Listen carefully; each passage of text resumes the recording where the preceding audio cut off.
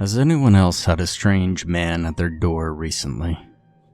I suppose I need to be more specific. Calling him a strange man doesn't quite do him justice. I found myself thinking of him simply as the strange man, so I might as well keep calling him that. It was late afternoon when I heard a loud but polite set of 3 knocks at my front door. I wasn't expecting anyone, but I just sort of assumed it was a package that needed a signature or something, and I opened the door without checking first. Now, it's really not like me to be so cavalier about home security, but at the time, I just chalked it up to being taken by surprise, and the friendly nature of the knocks putting me off my guard. Standing on my welcome mat was the strange man. He was quite tall and a lanky fellow. In fact, he was taller than the door frame itself. Our height disparity was so severe that I had to crane my neck upwards, and he had to stoop down just so that we could make eye contact. His abnormal height didn't go unnoticed at the time, but it didn't strike me as all that interesting either. His shabby brown suit was old and tattered, almost like he was a transient in the Great Depression and had jumped off a train in it. His head was disproportionately large and round, and yet lacked any discernible facial features that I could focus on. Now, don't misunderstand me. It's not that he didn't have a face. It was more like when you stare straight at your own face in the mirror for long enough that it starts to melt and warp. Except that his face was always like that. Good day, morn, after evening, night, dear sir, madame, to you, the strange man said with a courteous nod of his bulbous head. His voice sounded like it was an old cassette tape being played backwards, as if someone had recorded themselves speaking backwards so that it would be intelligible when played in reverse. His voice was the only sound I could focus on, as though all the ambient noise from both within and outside my house had suddenly gone dead quiet. A moment before, there had been birds and insects and children and vehicles and appliances and plumbing all making noise. But now, there was only the strange voice of the strange man. "I am out, may I come in?" he asked as he cocked his head to the side. "I am assessing eligibility for specific programs offered by the fair folk. Apologies, fine folks, of the dire Insomnium. There are substantial benefits if you qualify, and only completely tolerable penalties if you do not." He held out his clipboard, which I hadn't noticed before then, so that I could see it, tapping it with his pen a few times. The form had a logo at the top of it that looked like a dream catcher with an eye in the center, but all the text was just a bunch of chaotic glyphs that I couldn't begin to decipher. "Well, that certainly looks official," I muttered half-heartedly, unsure of why I was even humoring him. "But I don't think I've heard of this Insomnium you say you represent.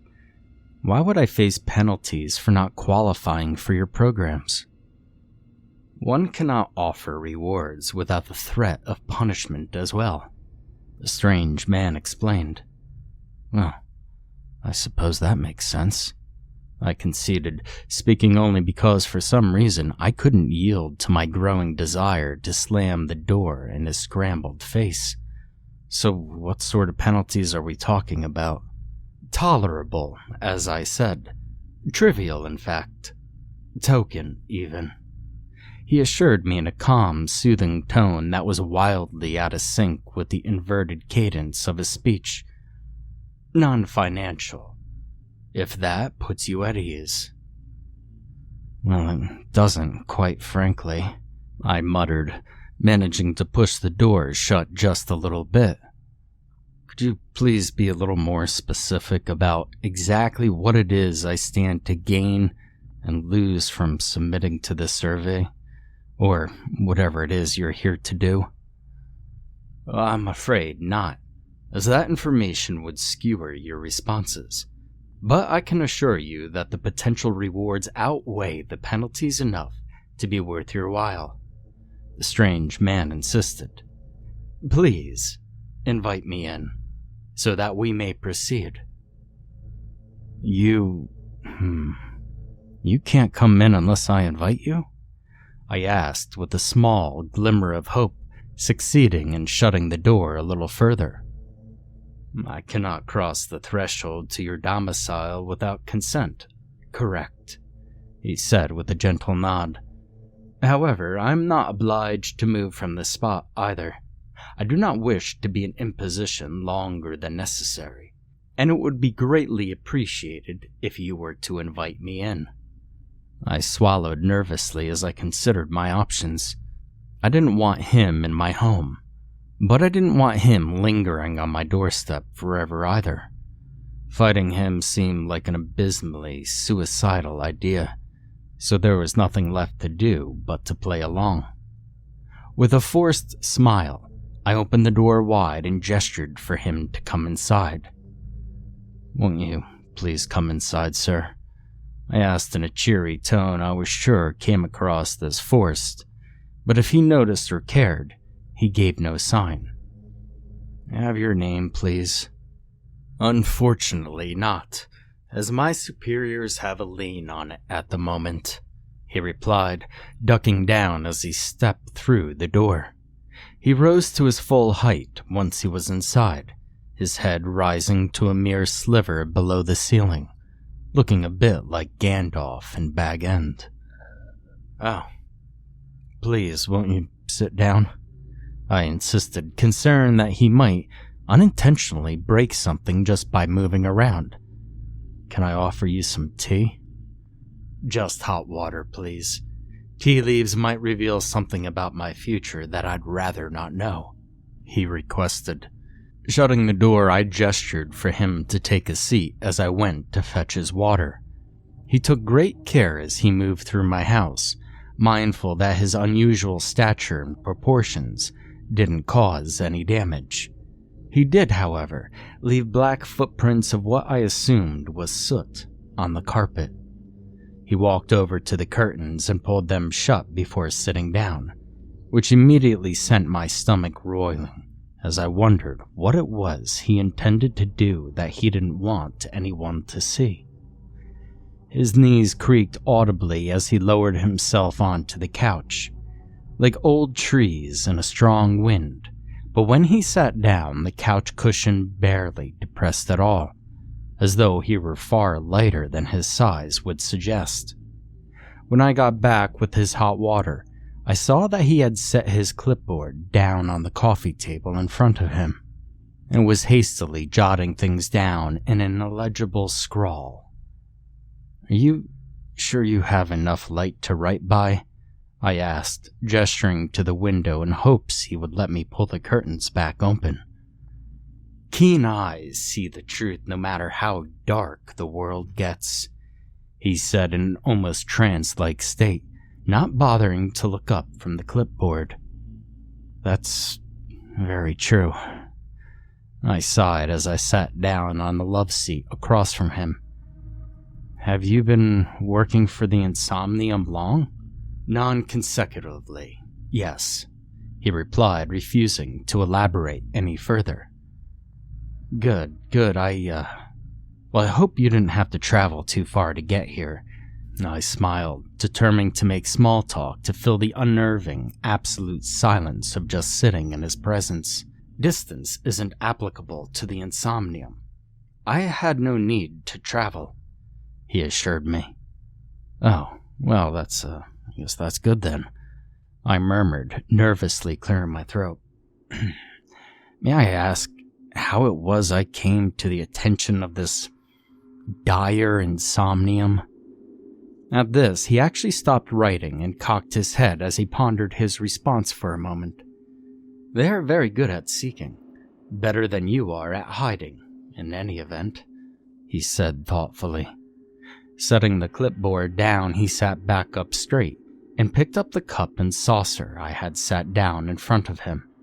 He sniffed it first, possibly to confirm it was just water, but I think it was more likely he was trying to replicate the act of drinking tea without properly understanding it. He raised his pinky finger as he sipped, before putting the cup down on the saucer in his lap. "Can you remember your name right now?" he asked casually, as if it were as normal of a question as any of mine had been. "And please, just answer yes on reflex. Make sure you actually do remember it." "I can, yes." I nodded, having no trouble bringing my moniker to the forefront of my mind. "Are you asking for my name?" "Certainly not. That would be an egregious violation of our etiquette protocols," he replied, picking up his clipboard again. "Next question. Are you still sane?" I beg your pardon?" "I know the way the question is phrased presumes you were sane to begin with," he said with a sad nod of his head. "But if you would be so kind as to humor me."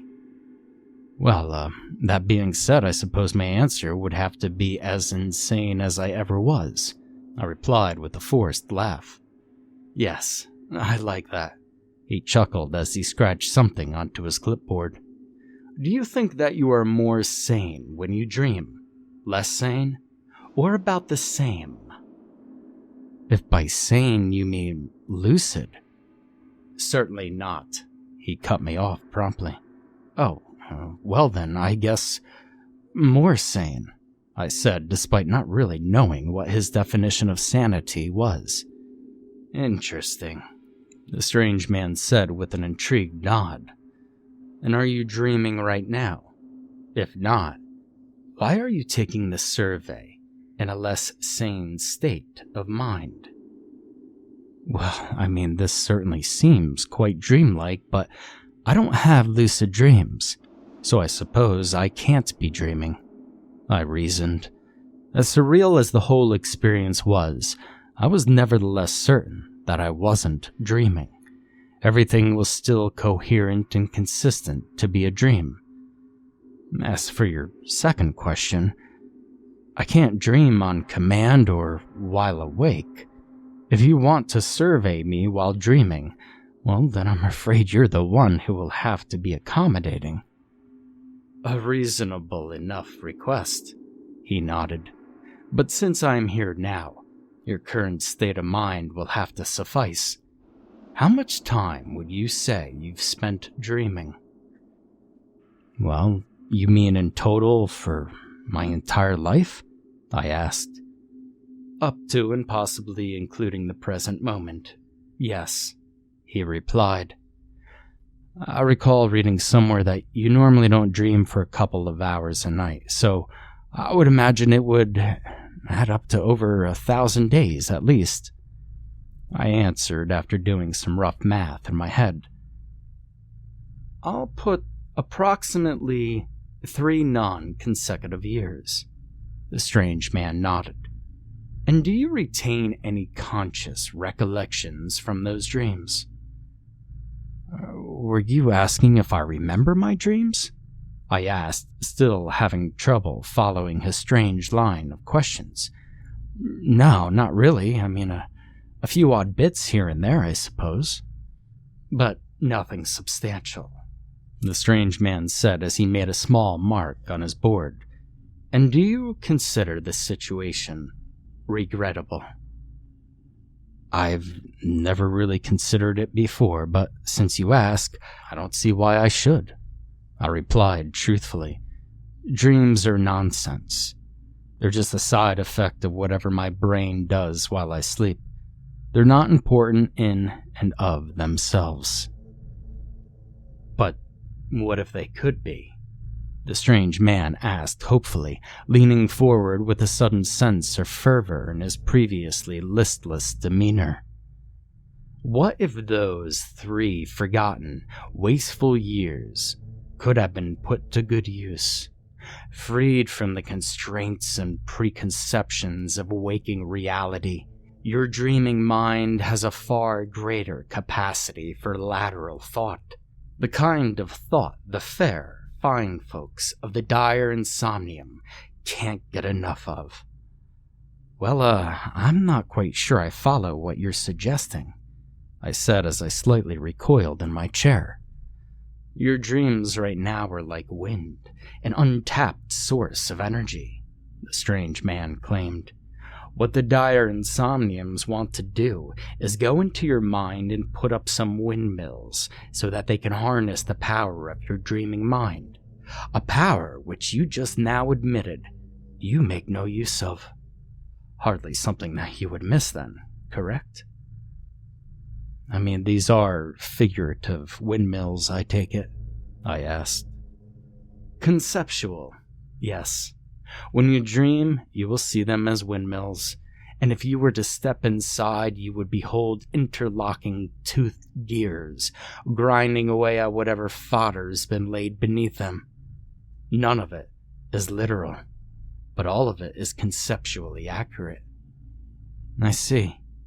And the presence of these windmills in my dreams would be the only noticeable effect? I asked.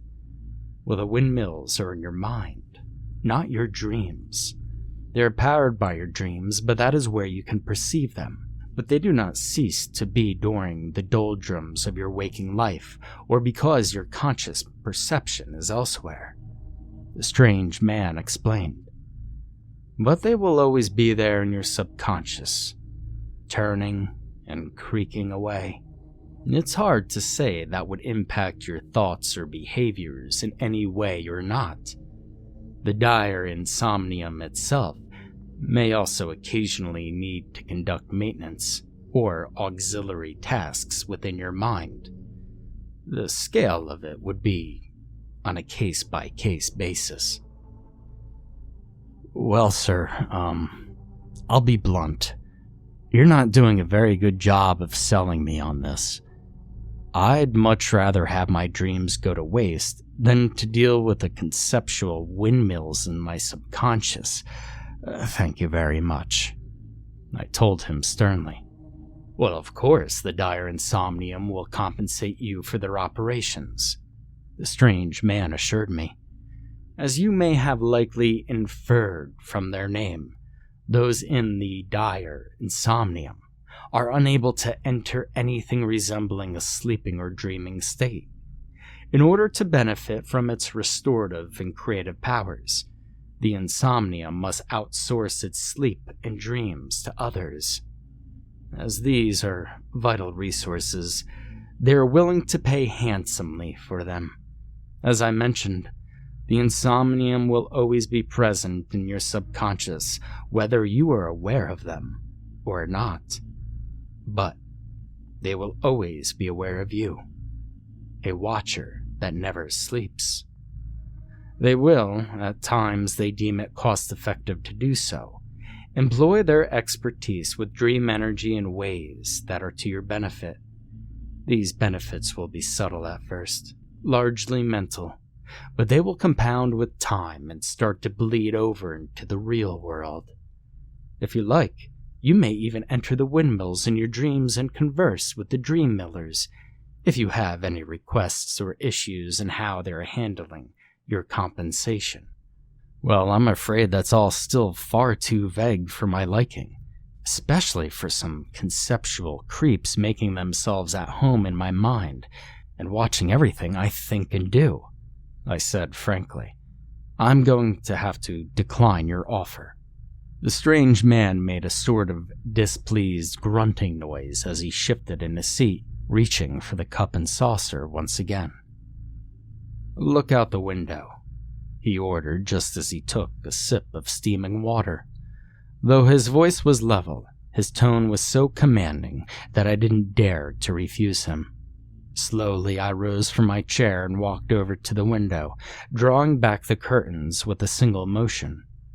Outside, my neighborhood had been replaced with rolling hills of crimson, windswept grass, blowing about so tumultuously it looked like a raging sea.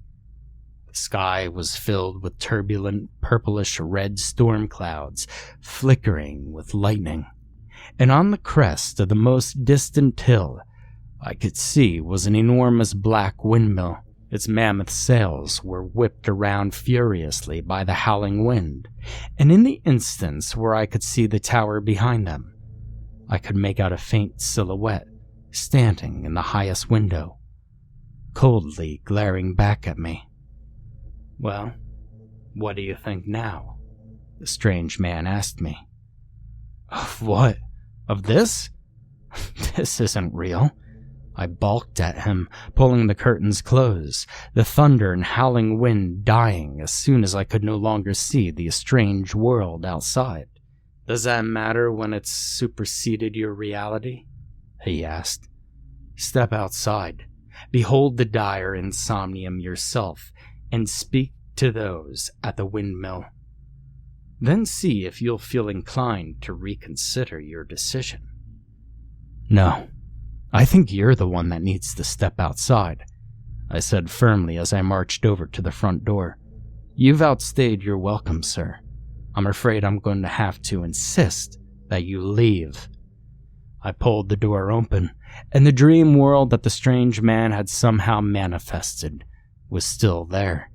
The wind was so powerful that it forced the door open on its own, practically pinning me up against the wall in the process. The strange man, though, for his part, made no protest. I had nothing to threaten him with, but it seemed that he needed my consent to remain in my home, just as he had to enter it. He appeared to make an X on his clipboard, and then stood up from the couch. "Most regrettable," he sighed, leaving a fresh set of black footprints on my carpet as he strode towards the door. He reached into his pocket and pulled out a small business card. It was emblazoned with the same icon of a cyclopean dream catcher and the same incomprehensible glyphs that I had seen on his clipboard. "I'll leave you with this, in case you should ever have a change of heart. Given enough thought and time and pain, you may come to realize that our offer was a better bargain than it first seemed." He slipped the card into my front pocket, bowed slightly, and remained bent over so that he could pass through the doorway. Fortunately, he courteously pulled the door shut behind him, sparing me the indignity of trying to force it shut myself against an imaginary wind. When I peeped out the window, the strange man was gone, and the world was as it should be. I was tempted to just dismiss the whole episode as some sort of psychotic break, but the card in my pocket and the footsteps on the floor assured me otherwise. The strange man is real. He's out there, going door to door, offering to buy your dreams for those who cannot sleep. In exchange, your forgotten dreams will be used for vague promises of self-improvement, like spinning straw into gold. Now, I can't speak to the truth of these promises, but I do know the world I saw outside my window that day isn't one I want inside my head. I've swapped my welcome mat for a no soliciting sign, and all I can do is hope that's enough to keep him from peddling his programs at my door again.